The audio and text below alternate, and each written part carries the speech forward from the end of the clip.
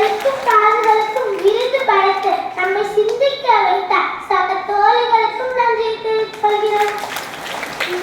இவ்விழாவிற்கு வருகை புரிந்து ஒத்துழைத்த அனைவருக்கும் நன்றியை தெரிவித்துக் கொள்கிறோம். நன்றி, வணக்கம்.